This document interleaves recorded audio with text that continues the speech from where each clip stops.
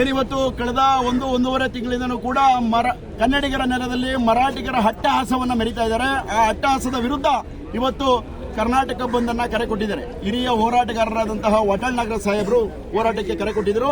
ಅದಕ್ಕೆ ಬೆಂಬಲವಾಗಿ ನಮ್ಮ ಕನ್ನಡಿಗರ ವಿಜಯ ಸೇನೆ ಸಂಘಟನೆಯೂ ಕೂಡ ಈ ಹೋರಾಟದಲ್ಲಿ ಭಾಗವಹಿಸಿದೆ. ಏನಪ್ಪಾ ಅಂತಂದ್ರೆ, ದುರಾದೃಷ್ಟ ಕನ್ನಡ ಚಿತ್ರರಂಗದ ಯಾವ ಒಬ್ಬ ನಟನೂ ಕೂಡ ಈ ಹೋರಾಟದಲ್ಲಿ ಭಾಗವಹಿಸ್ತಿರೋದು ಕನ್ನಡಿಗರಿಗ ದೌರ್ಭಾಗ್ಯ ಅಂತ ಹೇಳಬೇಕು.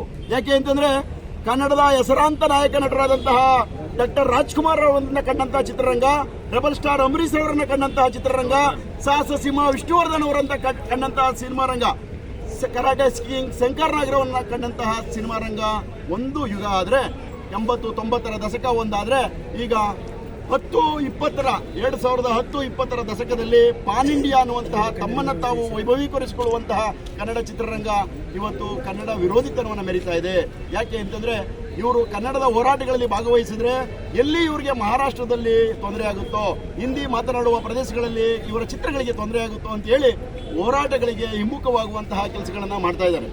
ಯಾಕೆ ಅಂತಂದ್ರೆ, ಇವತ್ತು ಒಬ್ಬ ಕನ್ನಡದ ನಾಯಕ ನಟ ರಿಷಬ್ ಶೆಟ್ಟಿ ಅನ್ನುವಂತಹ ಒಬ್ಬ ನಾಯಕ ನಟ ಪಕ್ಕದ ರಾಜ್ಯದ ಒಬ್ಬ ವ್ಯಕ್ತಿಯನ್ನ ವೈಭವೀಕರಿಸುವಂತಹ ಕನ್ನಡ ಚಿತ್ರಣವನ್ನ ಮಾಡ್ತಾ ಇರುವುದು ನಿಜಕ್ಕೂ ದುರದೃಷ್ಟಕರ.